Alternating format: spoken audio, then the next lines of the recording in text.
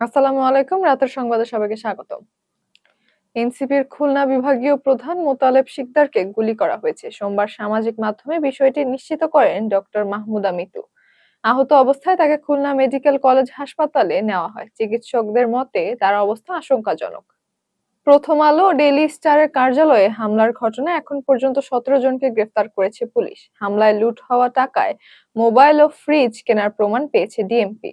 এক অভিযুক্তের কাছ থেকে নগদ ৫০,০০০ টাকা উদ্ধার করা হয়েছে। ঘটনায় প্রথম আলোর পক্ষ থেকে মামলা করা হলেও ডেইলি স্টারের মামলা প্রক্রিয়াধীন। গ্রেফতার অভিযান এখনো চলমান রয়েছে বলে জানিয়েছে পুলিশ। ঢাকা ১০ আসনে স্বতন্ত্র প্রার্থী হিসেবে মনোনয়ন ফরম তুলেছেন আসিফ মাহমুদ। সোমবার ধানমন্ডি থানা নির্বাচন অফিস থেকে ফরম সংগ্রহ করেন তিনি। নির্বাচনে লেভেল প্লেইং ফিল্ড নিশ্চিতের দাবি জানান তিনি। নিরাপত্তা নিয়ে সরকারের দায়িত্বের কথা উল্লেখ করেন। ২৫ ডিসেম্বর তারেক রহমানের দেশে ফেরা উপলক্ষে প্রস্তুতি নিচ্ছে বিএনপি। রাজধানীর ৩০০ ফিট এলাকায় মঞ্চ নির্মাণের কাজ শুরু হয়েছে। বিশ্ব রোড থেকে পূর্বাচলমুখী সড়কের অংশ জুড়ে এই আয়োজন। দলীয় নেতারা দিনরাত কাজ করছেন বলে জানিয়েছেন।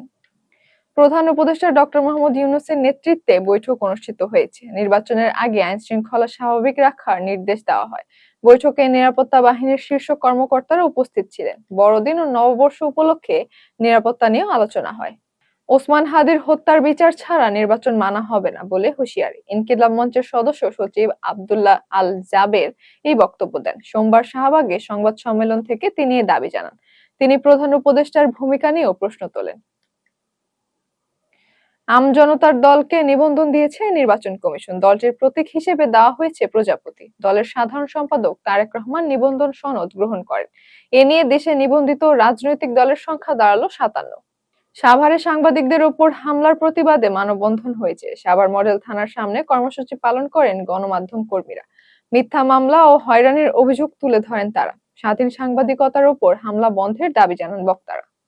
জাহাঙ্গীরনগর বিশ্ববিদ্যালয়ের বি ইউনিট ভর্তি পরীক্ষায় চ্যাটজিপিটি ব্যবহার করে নকলের অভিযোগে এক ছাত্রীকে আটক করা হয়েছে। ভর্তি পরীক্ষার সময় মোবাইল ফোন দিয়ে প্রশ্নের ছবি তুলে কৃত্রিম বুদ্ধিমত্তার সহায়তা নেন তিনি। হাতে নাতে ধরা পড়ার পর তাকে প্রক্টরিয়াল বডির কাছে হস্তান্তর করা হয়।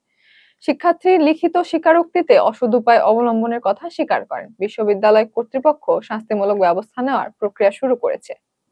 ফুকুশিমা বিপর্যয়ের ১৫ বছর পর জাপান বড় নীতিগত পরিবর্তনের পথে। কাশিওয়াজাকি কারিওয়া পারমাণবিক কেন্দ্র পুনরায় চালুর অনুমোদন মিলতে পারে। নিগাতা প্রদেশে অবস্থিত এটি বিশ্বের সবচেয়ে বড় পারমাণবিক কেন্দ্র। জ্বালানি আমদানি নির্ভরতা কমাতে এই উদ্যোগ। থাইল্যান্ড ও কম্বোডিয়ার সীমান্ত সংঘাত নিরসনে জরুরি বৈঠক বসছে। মালয়েশিয়ায় পররাষ্ট্রমন্ত্রীদের এই বৈঠক অনুষ্ঠিত হচ্ছে। সংঘাতে দুই দেশে অন্তত ৪১ জন নিহত হয়েছেন। ৯ লাখের বেশি মানুষ বাস্তুচ্যুত হয়েছেন বলে জানানো হয়।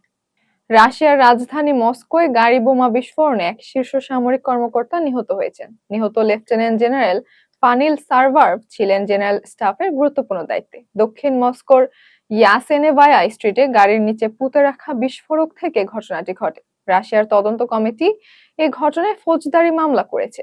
ইউক্রেনীয় নিরাপত্তা সংস্থার সংশ্লিষ্টতা আছে কিনা তা খতিয়ে দেখা হচ্ছে।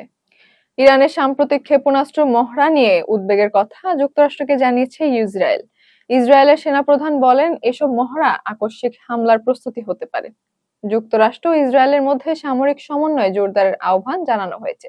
ইরানের বিরুদ্ধে সম্ভাব্য বিকল্প সামরিক পরিকল্পনার কথা আলোচনায় এসেছে। মধ্যপ্রাচ্যে সাম্প্রতিক উত্তেজনার পর পরিস্থিতি আবারও অনিশ্চিত হয়ে উঠেছে। এতক্ষণ সাথে থাকার জন্য ধন্যবাদ।